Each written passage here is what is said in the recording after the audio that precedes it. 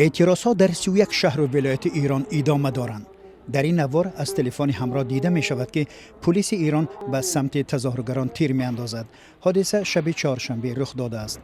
اعتراضها روز 16 سپتامبر بعد مرگ مهسا امینی 22 ساله شروع شد. او را برای نادرست پوشیدن حجاب پلیس دستگیر کرد. منبع‌های رسمی شمار کشته شده ها را 41 نفر گفتند، اما حامیان حقوق میگویند تعداد آنها بیشتر است. نت پرایس سخنگوی وزارت امور خارجه آمریکا گفت زوراوری یک نشانه جمهوری مردسالار ایران است. میدانید مرگ زن 22 ساله از جانب پلیس اخلاق یک نمونه آن است که در ایران حقوق انسان اهمیت ندارد و زنان ایرانی نمی توانند از حقوق خود در جامعه بهره برند.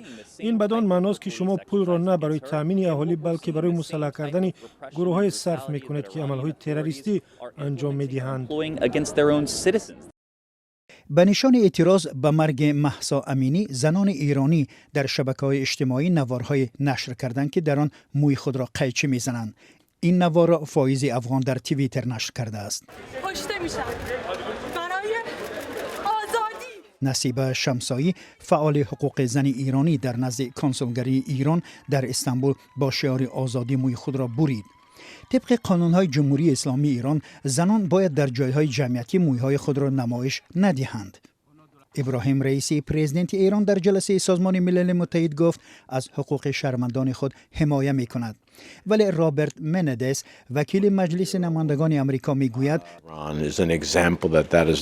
این یک واقعیت عادی است. مهسا امینی باید زنده میماند. یگانه سبب مرگ او شکنجه بیرحمانه پلیس به نام اخلاق است.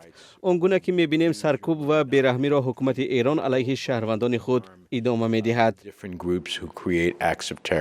سناتور راب پورتمان اظهارات جو بایدن را در مجمع سازمان ملل متحد شرح داد که گفت دیپلماتیا بهترین راه برخورد با تهران است. به فکر من کلید اصلی آن است که تمام کشورهای دیگری آزاد با ما همراه شوند. با این راه نه تنها کشورهای خاور میانه که اکثریت از وضع در ایران سلاحی هسته‌ای و پهن کردن تروریسم در تمام منطقه نگران هستند، همه باید متحد شوند.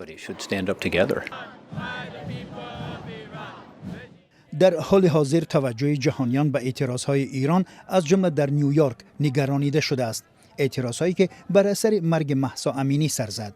تهران میگوید او از سکته قلب فوتید، ولی خانواده‌اش به این ادعا باور ندارند.